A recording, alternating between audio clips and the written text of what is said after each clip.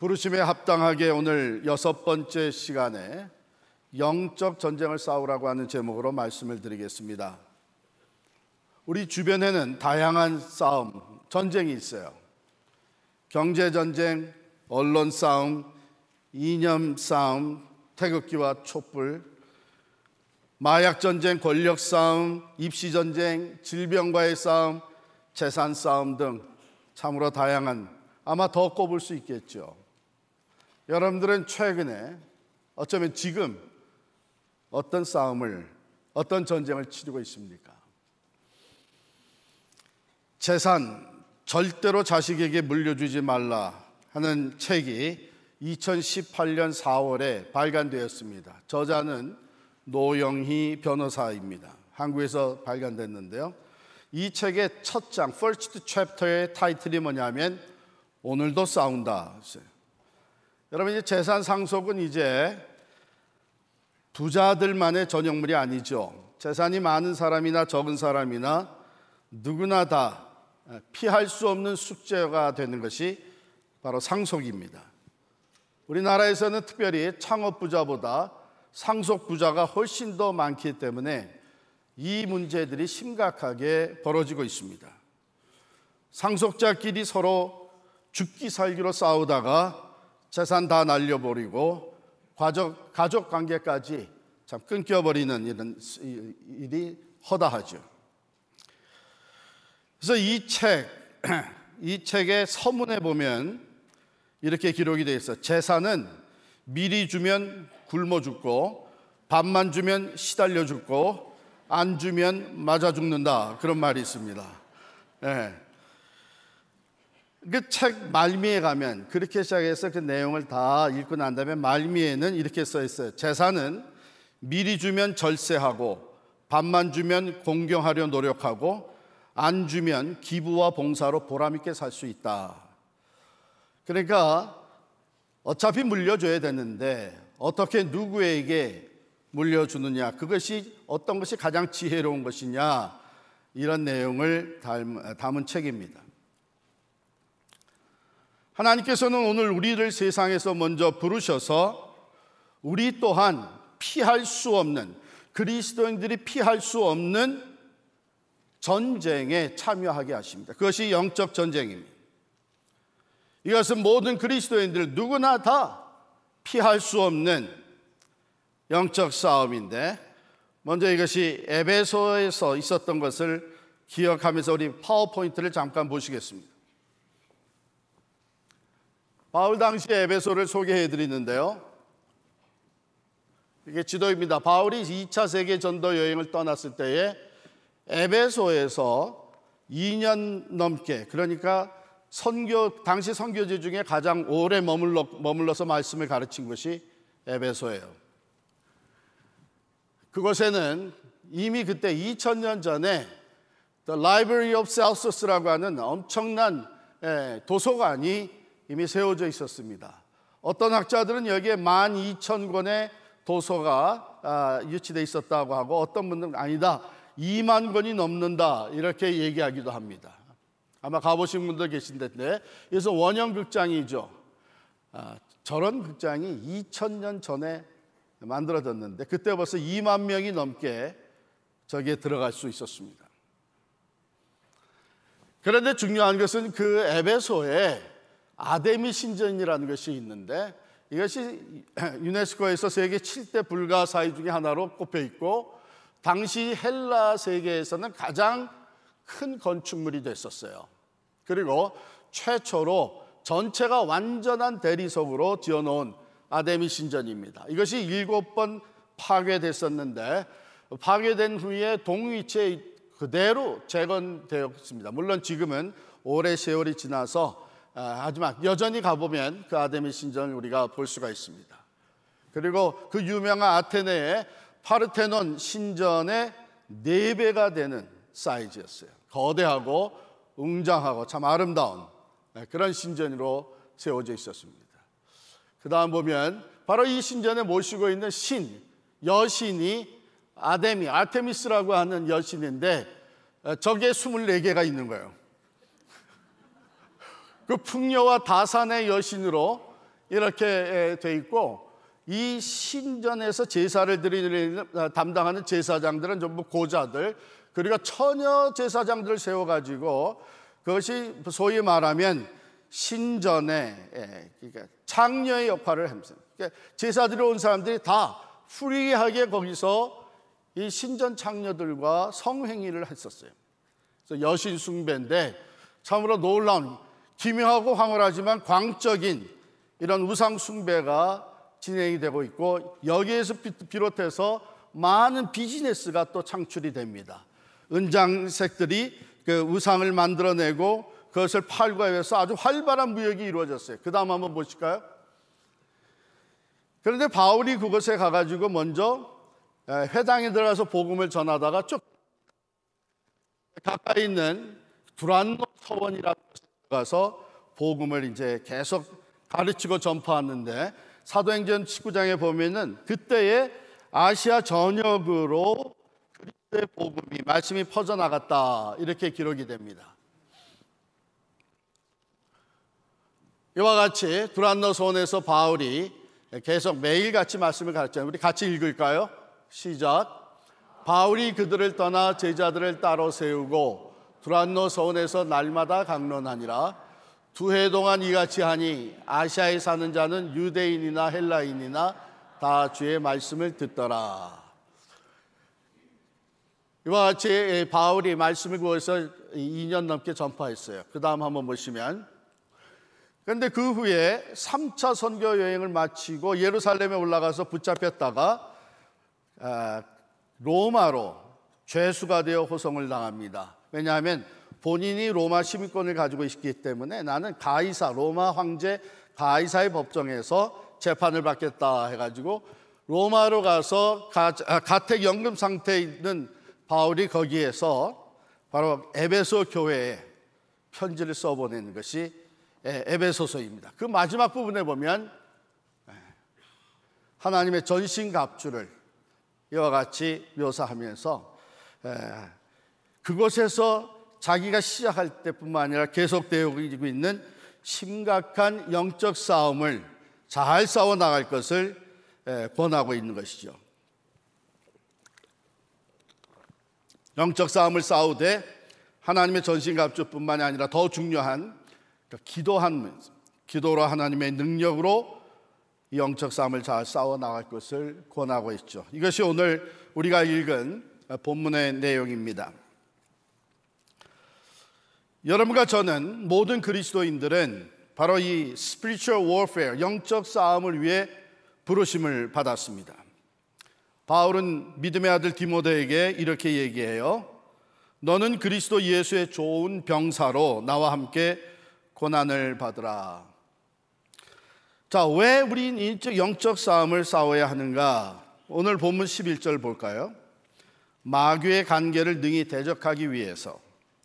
또 13절에 보면 악한 날에 너희가 능히 대적하고 모든 일을 행한 후에 서기 위함이라.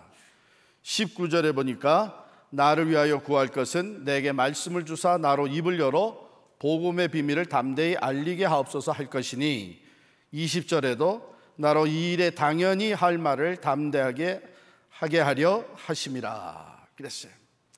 자, 이 말씀을 보면 싸움에 당연하게 이루어지는 두 가지가 있습니다. 먼저는 대적을 막아내고, 마귀의 대적을 막아내고 든든히 서기 위해서, 즉 믿음과 복음의 방어를 위해서 이미 세워진 에베소 교회는 이 방어가 매우 필요했던 것이죠.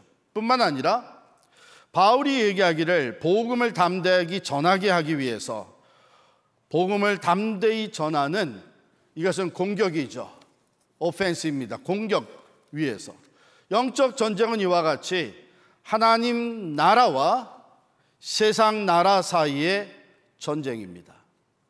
그러므로 하나님의 나라를 소유한 우리들, 그러면서 이 세상에 여전히 살고 있는 우리들은 바로 이 두 나라 사이의 전쟁이 일어나고 있는 그 전시 상황에 처해 있습니다.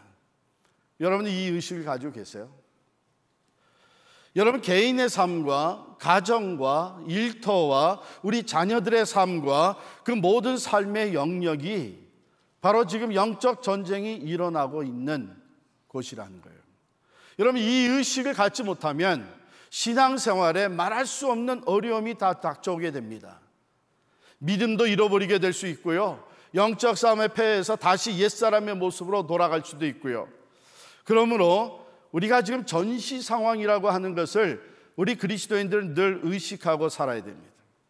자, 보세요. 예수님이 이 땅에 오심과 함께 하나님의 나라가 임하기 시작을 했어요. 공생애를 시작하시면서 우리 주님 말씀하시기를 회개하라, 그 다음에 뭐예요? 천국이 가까웠느니라. 성가대원들이 지금 속으로 괜히 앞에 앉아가지고 맨날 물어볼 때 우리한테 먼저 물어봐요. 다 아시니까 내가 자신 있게 물어보는 거예요. 예수님의 오심과 함께 이 땅에 하나님의 나라가 세워지기 시작을 했는데, 그 전에는 누가 장악하고 있냐면 사탄 마귀가 죄 아래 태어난 모든 인간들, 이 죄악된 세상을 장악하고 있는 거예요. 그러니까 예수님이 오셨다, 하나님의 나라가 임했다, 이것은 선전포고였습니다. 전쟁이 시작이 된 것입니다. 예수님께서는 스스로 이 싸움을 싸워 나가실 뿐만 아니라 교회를 세우시겠다고 약속을 합니다. 마태복음 16장 18절에 보면 내가 이 반석 위에 내 교회를 세우리니 음부의 권세가 이기지 못하리라. 즉 교회를 통해서 계속해서 이 하나님의 나라가 승리하며 확산되어 갈 것을 약속해 주신 것입니다. 여기 음부의 권세라 그랬는데, 여기 권세라고 하는 말, 그것은 본래 헬라어의 의미로서는 대문이라는 거예요. 대문, 게이트. 그럼 무슨 뜻이냐? 하나님의 나라가 예수님과 함께 세워지고 교회를 통해서 계속 나라가 확장되어 갈 때에 이미 이 세상을 장악하고 있는 음부, 사탄 마귀의 성문이, The gate가 견디지 못하고 무너지게 될 것이다. 역사는 그렇게 흘러갔습니다. 예루살렘부터 시작된 이 영적 전쟁에 하나님의 나라가 승리하면서 계속 온 유대와 사마리아와 땅끝까지 확산되어 가고 있고, 바로 예수의 증인된 교회, 우리 그리스도인들은 예수의 복음이 땅끝까지 전파되는데 부르심을 받아 영적 전쟁을 싸우고 있는 그리스도의 군사들입니다. 에베소에 교회가 세워졌습니다. 바울을 통해서 교회가 세워지면서 치열한 영적 전쟁이 시작이 되었습니다. 바울은 그것을 떠났지만 남아있는 교회들, 그리스도인들을 통해서 이 영적 전쟁이 계속 잘 치러질 수 있도록 말씀으로 권하고 있습니다. 역사가 흘러내려와서 지금 이곳에 오늘날 필그림 선교 교회가 세워졌습니다. 무엇 때문에? 하나님의 나라가 이곳에서도, 이곳뿐만 아니라 이제 선교지로 나아가서 계속 하나님의 나라가 세워질 수, 확장될 수 있도록 영적 전쟁에 우리들을 부르셔서 참여시키는 것입니다. 오늘 말씀은 바로 그 전쟁을 잘 싸우라고 우리에게 권하고 있는 말씀이에요. 이거 왜 영적 전쟁이라고 합니까? 이건 영의 싸움이기 때문에 그래요. 12절 말씀이죠. 우리의 씨름은 혈과 육을 상대하는 것이 아니요 통치자들과 권세들과 이 어둠의 세상 주관자들과 하늘에 있는 악의 영들을 상대함이라. 여러분, 이 마귀는 교회를 향해 공격합니다. 그리스도의 군사된 교회는 믿음으로 막아낼 뿐만 아니라 이 마귀의 성문을 향해 공격해 들어갑니다. 이 싸움이 계속되어 있고, 이 싸움을 위해서 베드로전서 5장 8절 9절에 보면 근신하라, 깨어라, 너희 대적 마귀가 우는 사자같이 두루다니며 삼킬 자를 찾나니 너희는 믿음을 굳건하게 하여 그를 대적하라.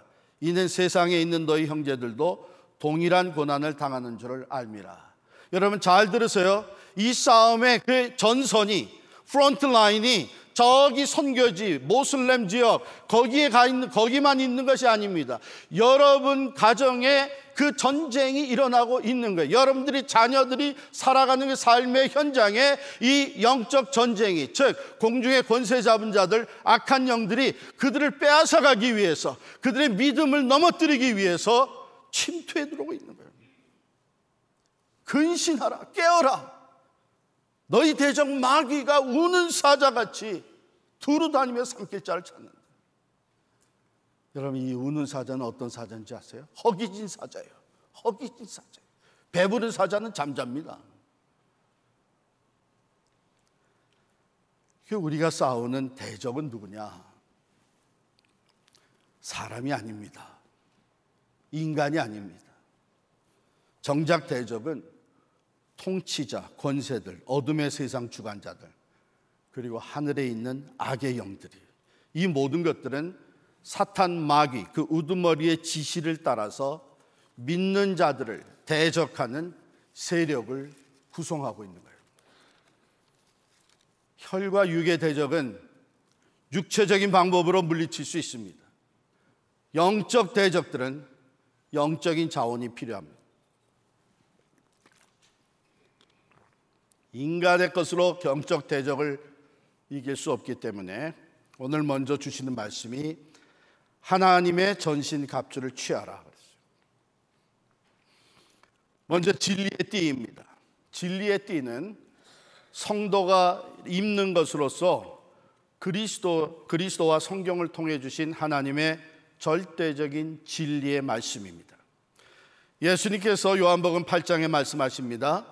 너희가 내 말에 거하면 참으로 내 제자가 되고 진리를 알지니 진리가 너희를 자유케 하리라 그랬어요.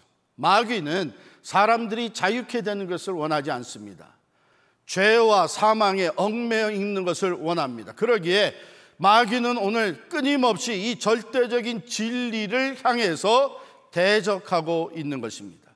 마귀는 속이는 것, 위선에 빠뜨리는 것, 음모와 괴계를 꾸미는 것, 이것이 다 마귀의 짓입니다. 자, 그러면 우리가 그 마귀의 짓을 알기 때문에 우리도 같이 속이고 같이 음모와 괴계를 사용을 한다면 그 마귀의 방법을 사용하는 것인데, 마귀의 방법으로는 마귀를 이길 수가 없습니다. 마귀는 어둠과 속임을 좋아합니다. 그러나 그리스도의 빛은, 진리의 빛은 어둠을 몰아냅니다. 마귀로 도망가게 만듭니다. 진리의 빛 앞에 모든 숨겨진 것들이 드러나게 됩니다. 그래서 우리는 이 진리로 싸워야 되는 거예요. 두 번째가 의의 호심경이에요. Righteousness. 의로움이란 그리스도 안에서 우리에게 주어진 것입니다. 우리 스스로가 의롭게 되지는 못했습니다. 예수 그리스도의 보혈로 하나님 앞에 의롭다함을 얻게 된 거예요. 즉 하나님과의 죄로 말미암아 갈라졌던 그 관계가 다시 회복이 되어 의롭다함을 얻게 된 것입니다. 그리고 우리는 그 의의를 살아가는 그리스도인들입니다. 우리가 이 의의 호심경을 입고 나간다고 하는 것은 무엇을 얘기하냐면, 이 세상과 마귀를 향해서 나는 그리스도의 보혈로 의롭게 된 사람이다, 자유케 된 사람이다, 나는 완전히 그리스도의 의로 하나님께 속한 사람이다라는 것을 선포하는 거예요. 세 번째가 평안에 준비한 신이라 그랬어요. 이 신은 로마 군사들이 이 신을 신을 때 그 샌들 군화, 이것은 로마 군인들로 신속하게 행동하도록 만들어주는 신이었습니다. 평안의 샌들 군화를 신는 그리스도인들, 항상 그리스도 안에서 하나님의 그 화평의 좋은 소식을 전하는 일에 준비되어지고 신속하게 움직이는, 이 화평의 복음, 예수의 복음을 전하는 일에 신속하게 움직이는 것을 의미합니다. 그 다음에 믿음의 방패예요. 우리 로마 제국시대의 그 영화를 보게 되면 이 방패가 한 2feet, 4feet짜리 방패를 딱 들고 나갑니다. 이것은 쏘는 화살, 들이미는 창을 막아내는 방패이죠. 그런데 그 불화살을 쏘아요. 보면은 화살을 인화물질에다가 담갔다가 불을 붙여서 쏩니다. 그러면 이 화살이 가서 박히는 것에서는 그냥 박히는 것으로 끝나지 아니하고 불이 불타게 되는 것이죠. 그 화살이 우리 몸에 박히면 계속해서 우리 몸을 태워나갑니다. 그렇기 때문에 이것을 막아내는 방패가 꼭 필요해요. 방어적 무기로서 막아내는 이 방패, 이것은 믿음으로 막는 것입니다. 믿음의 방패라 그랬어요. 만일 이것을 우리가 믿음으로 막아내지 아니하면 이 사탄 마귀의 화살이 우리를 쏘고 우리의 죄책감과 우리의 의심과 우리의 불만과 우리의 그 좌절을 불태우는 화살이 우리 안에 들어와서 계속 우리를 태워나가는 거예요. 그런데 이 로마 군인들의 이 방패는 혼자서 사용하기도 하지만 같이, 군대가 같이 방패를 딱 마주 붙여가지고 방패벽을 형성을 하죠. 그리고 날아오는 화살과 창을 막아내면서 그 방패벽을 앞세우고 한 걸음 한 걸음 전진해 나아가는 것입니다. 바로 우리가 이 방패를 앞세우고 우리 성도들이 손에 손을 잡고 한 걸음 한 걸음 나아가며 그 승리의 전 행군을 하면서 하나님의 나라를 세워나가는 것입니다. 그 다음에 구원의 투구입니다. 구원의 투구는, 이 투구는 머리를 보호하죠. 뿐만 아니라 이 투구를 보게 되면 어느 군에 속했다고 하느냐, 아군인지 적군인지가 분별이 되는 거예요. 그러므로 이 구원의 투구, 우리는 그리스도에게 속한 사람이다. 그리스도 안에서 완전히 구원을 얻은 사람, 구원의 확신을 얘기해요. 이 구원의 투구가 지혜롭게 사용이 되면 우리는 그 다른 어떤 것으로도 지배받지 아니하고 오직 우리에게 이 구원을 베풀어 주신 하나님의 지배를 받는 구원의 확신자들이 되는 것이죠. 그 다음에 성령의 검이에요. 이것은 지금 다른 모든 이 갑주의 그 파트들이 방어용이었다면 이것은 유일하게 공격용입니다. 검이, 로마 군인은 접전 시에 이 날카로운 칼을 가졌어요. 검을 가졌습니다. 그걸로 깊이 찌를 수가 있었습니다. 마찬가지로 하나님의 말씀이 에베소에서 바울이 말씀을 가르칠 때에 그 말씀이 아시아 지역에 퍼져나갔는데 그 퍼져나가며 듣는 자들마다 그 심령에 찔림이 있었다. 마술하던 자들도 심령에 찔림이 있어서 자기들이 사용하던 마술하던 책들을 다 가지고 와서 불태워버렸습니다. 심지어는요, 가장 지독한 이 로마 군사들도 그 심령의 찔림을 받아 예수를 영접하는 놀라운 역사들이 생겼습니다. 이게 성령의 검, 그것 하나님의 말씀입니다.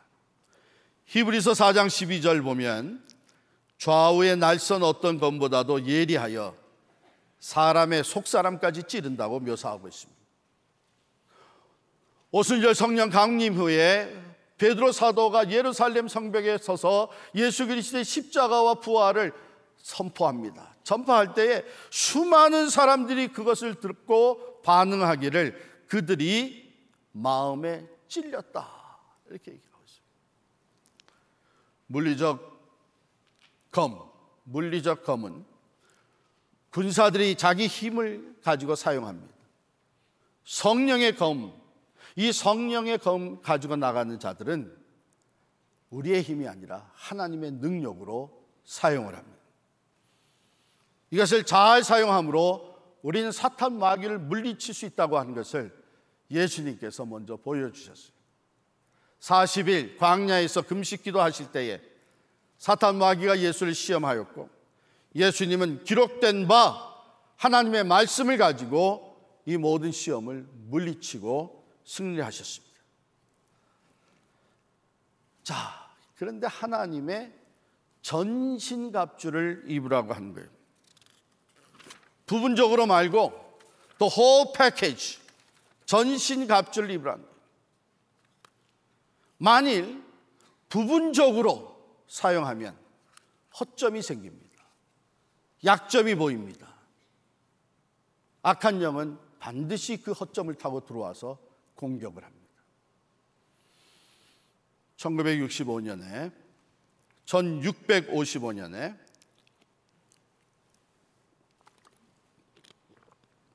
당시 청교도 목사인 윌리엄 거넬이라고 하는 분이 그리스도인의 전신갑주라고 하는 책을 썼어요. 아주 디테일하게 써서 그 책이 상당히 두꺼운 책입니다. 그런데 거기에 오늘 본문 말씀 6장 10절부터 20절에 대해서 이렇게 기록을 합니다. 잘 들으세요. 하늘나라에서 우리는 갑옷을 입는 것이 아니라 영광의 예복을 입은 모습으로 나타날 것이다. 그러나 이 땅에서 우리는 전신갑주를 입고 걸으며 일하고 잠을 자야 한다. 그렇지 않으면 우리는 참된 그리스도의 군사들이 아니다. 우리는 서서 주시하면서 결코 우리의 경계를 늦추어서는 안 된다. 성도가 잠자는 때는 사탄이 유혹하는 때가 되기 때문이다. 파리는 잠자는 사자에게 감히 접근한다. 바울의 말대로 우리는 악한 날에 서기 위하여 반드시 이 갑옷을 취해야 한다. 악한 날. 여러분, 이 악한 날이 주님 다시 오시는 그날로 생각하지 마세요.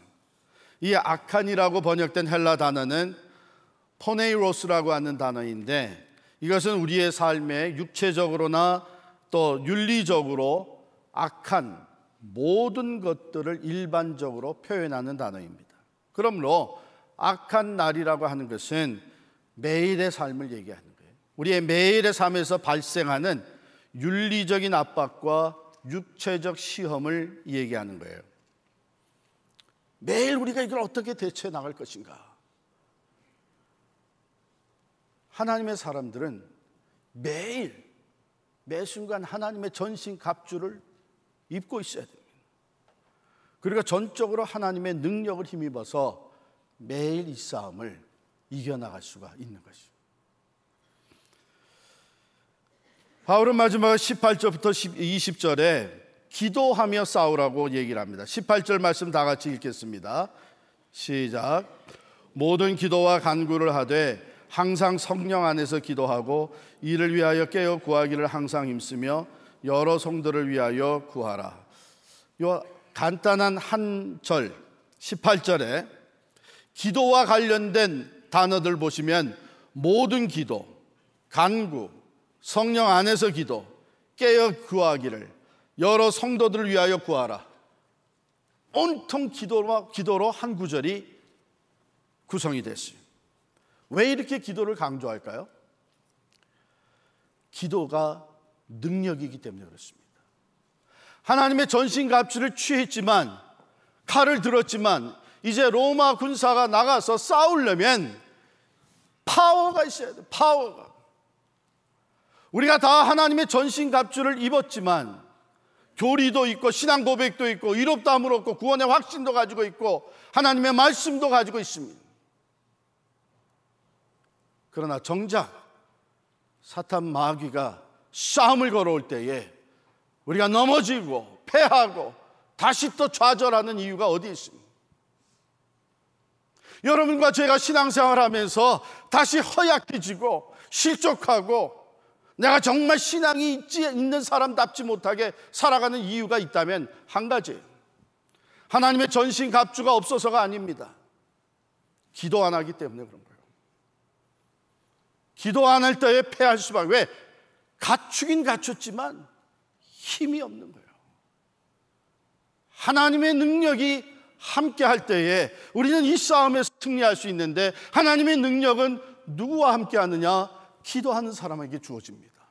주님께서 이런 유는 기도 외에는 이런 유가 있을 수가 없다고 말씀하십니다. 오늘날 우리 현대 신앙인들의 가장 큰 취약점이 여기에 있습니다. 내가 이해하고 있기 때문에, 알고 있기 때문에, 난 이걸 다 배웠기 때문에 이제는 난 모든 것을 할 수 있다고 하는 큰 착각에 빠져 있습니다. 그래서 여러분들이 유혹을 물리치고 있습니까? 그래서 여러분들의 자녀들이 진리 가운데 잘 살아가고 있습니까? 기도 안 하면 넘어질 수밖에 없는 거예요.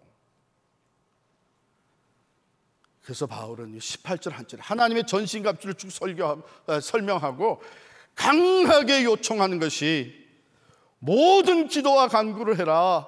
항상 성령 안에서 기도해라. 이를 위하여는 늘 깨어 구해라. 항상 힘써라. 여러 성도를 위해서 중보하며 기도해라.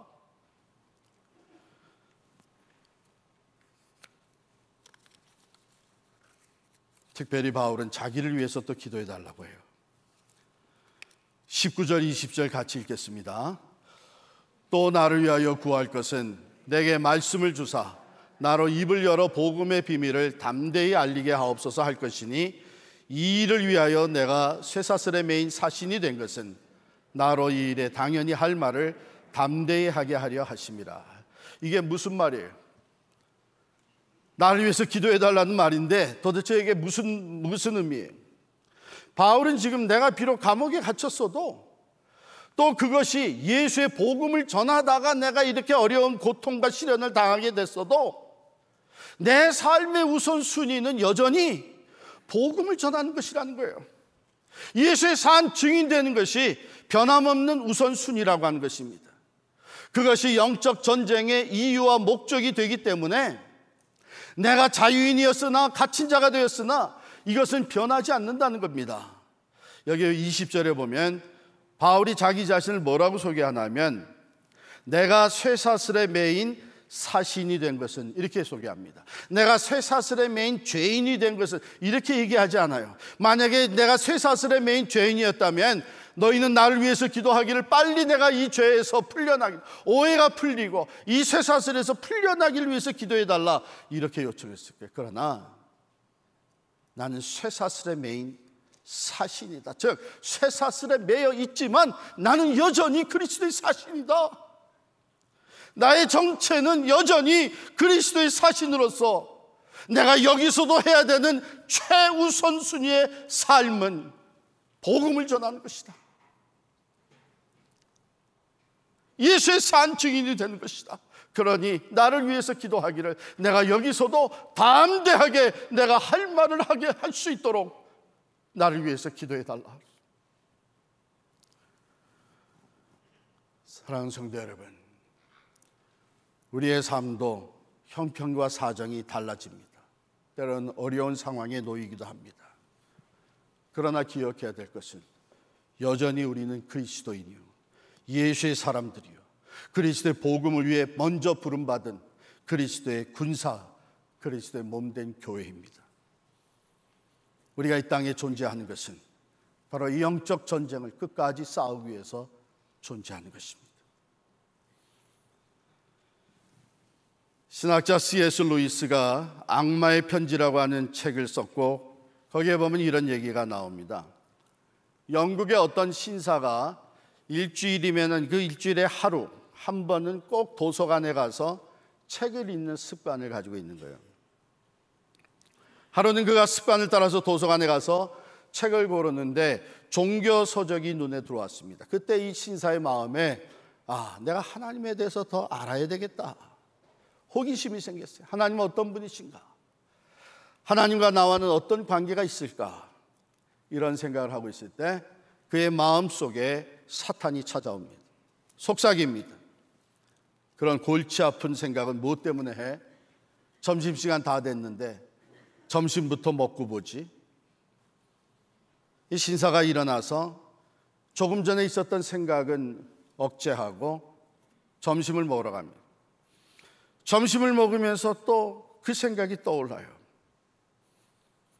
내가 하나님에 대해서 알아야 되겠는데. 그랬더니 사탄이 또 속삭입니다. 밥 먹는데 소화 안 되게 뭘 그런 걸 꼴똘히 생각을 해. 우선 밥이나 잘 먹고 보지. 그렇지. 식사를 끝내고 다시 도서관으로 들어왔는데 하나님에 대한 생각이 깊이 잠기려고 합니다. 그때 사탄이 또 속삭입니다. 그런 생각은 얼마든지 한가할 때 할 수도 있는데 오늘은 집에 가서 할 일도 많은데 왜 그런 생각을 하느냐? 다른 날 생각하지. 결국 신사는 하나님에 대해 아무 지식도 얻지 못하고 집으로 갔습니다. 사탄은 집으로 돌아가고 있는 신사의 뒷모습을 보면서 미소를 띄었다. 사탄의 전략은 하나님에 대한 생각, 하나님께 대한 일을 미루게 만든 것이. 사탄의 전술은 대단합니다. 머리가 나쁘다는 핑계, 머리가 아프다는 핑계, 오늘은 기분이 좋지 않다는 핑계, 바쁘다는 변명 등으로 일단 모든 것을 하나님과 가까이 하는 것을 뒤로 연기하도록 만듭니다. 조금씩 연기하고 procrastinate 시키면서 결국은 점점 멀어지며 패배하게 만듭니다. 여러분, 우리가 영적 전쟁에 패하는 더 근본적인 문제가 있다면, 뒤로 미루는 것보다 더 근본적인 문제가 있다면 마귀의 존재를 인정하지 않는 것입니다. 성경은, 하나님은 분명히, 우리 주님은 분명히 사탄 마귀의 권세에 대해서 말씀하시고 직접 그 전쟁을 싸워나가시고 앞으로 그 마귀가 어떻게 역사할 것인지를 요한계시록에 아주 자상하게 얘기를 해주시는데도 눈에 보이는 것만 생각하고 살아가는 그리스도인들은 마귀의 존재를 인정하지 않습니다. 마귀의 관계와 통치자들과 권세들과 이 어둠의 세상 주관자들과 하늘에 있는 악의 영들이 그리스도인들, 우리들 대적하고 있는데, 사자와 같이, 우는 사자와 같이 삼킬자를 두루 찾아다니고 있는데 그 존재 자체를 인정하지 않는다고 하는 것은 가장 위험한 것입니다. 적을 모르면 패할 수밖에 없어요. 여러분, 영적 전쟁은 내 마음에서부터 시작이 됩니다. 이런저런 이유로 바쁘다는 생각을 앞세워서 내 마음이 먼저 하나님으로부터 점점 멀어지기 시작을 합니다. 그리고 신앙 공동체로부터 그 다음에 멀어지기 시작을 합니다. 주일 예배 소홀히 시작하고, 은사동 발걸음 끊기 시작하고, 기도 모임 안 나가기 시작하고, 한 번 빠지고 두 번 빠지고, 처음 빠질 때 연락이 옵니다. 왜 안 나오느냐고. 맨 처음에는 연락해 주는 것이 한편으로는 고맙기도 하다가 그 다음에는 연락이 오면 귀찮고 짜증이 납니다. 그 다음에는 교회에서 맡았던 봉사, 사역, 섬김의 일을 내려놓기 시작합니다. 나 기도 순서에서 빼주세요. 위원회 사역에서 나 한 해 동안 쉬겠습니다. 물론 이 모든 것에는 이유가 있습니다. 익스큐스가 있습니다. 그러나 어떤 이유와 익스큐스든지 우리가 분명히 알아야 될 것은 지금 점점 하나님으로부터 멀어지고 있다는 것입니다. 신앙의 공동체에서부터 내가 점점 멀어지고 있다고 하는 것입니다. 이것은 매우 위험한 일입니다. 이것을 바라보시는 성령님은 근심하고 하시기 시작하고, 이것을 또한 바라보는 마귀는 음흉한 미소를 짓기 시작을 합니다. 왜요? 하나님으로부터 마음이 멀어지고 믿음의 공동체인 주님의 양무리에서 떨어져 나갈수록 사탄의 밥이 되는 것은 시간 문제입니다. 하나님은 그러므로 말씀하세요. 서로 돌아보아 사랑과 선행을 격려하며 모이기를 패하는 자들의 어떤 사람들의 습관과 같이 하지 말고 오직 권하여 그날이 가까움을 볼수록 더욱 그리하자. 무슨 말이에요? 더욱 하나님께 가까이 나아가자는 얘기예요. 더욱 모이기를 힘쓰자는 얘기예요. 더욱 합쳐서 마음과 뜻을 모아서 이 영적 전쟁을 같이 싸워 나가자는 얘기예요. 왜? 혼자는 위험합니다. 개인적으로 교회적으로 우리가 어떤 환경과 사정에 놓여 있든지 우리는 먼저 부르심을 받아 하나님의 나라를 위해 영적 전쟁을 싸우고 있는 군사들입니다. 우리의 형편이 달라지고 상황이 다 바뀌었다 그래서 우리의 신분과 삶의 우선순위가 바뀔 수는 없습니다. 군사들이 나가서 전쟁을 할 때에 상황이 달라지고 환경이 바뀐다고 해서 싸움의 목적이 사라지는 거 아닙니다. 신분이 달라지는 거 아닙니다. 여전히 군사로서 승리를 위해 싸워야 되는 것입니다.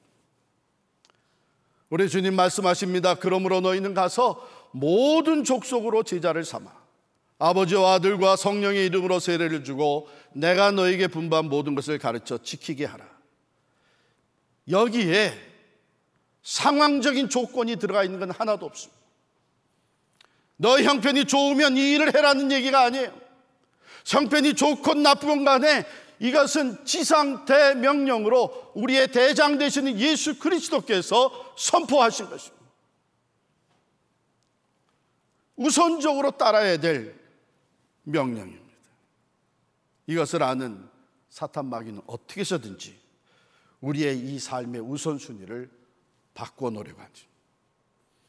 각 개인을, 가정과 교회를 유혹하고 시험합니다. 그것 좋지. 물론 그렇게 살아야지. 그렇지만 지금 다른 급한 일들이 있는데 좀 쉴 땐 또 쉬어야지. 형편이 좀 좋아지면 그때 가서 하면 되지. 나중에 해도 충분해. 여러분, 특별히 앞장서 섬겨 있는 리더, 가정의 리더십, 교회의 리더십, 결단하고 앞장서야 될 가장들, 교회에 기름 부음 받은 목사와 장로들, 이 교회 리더십을 사탄이 유혹하는 거예요. 적극적으로 시험하는 거예요. 왜?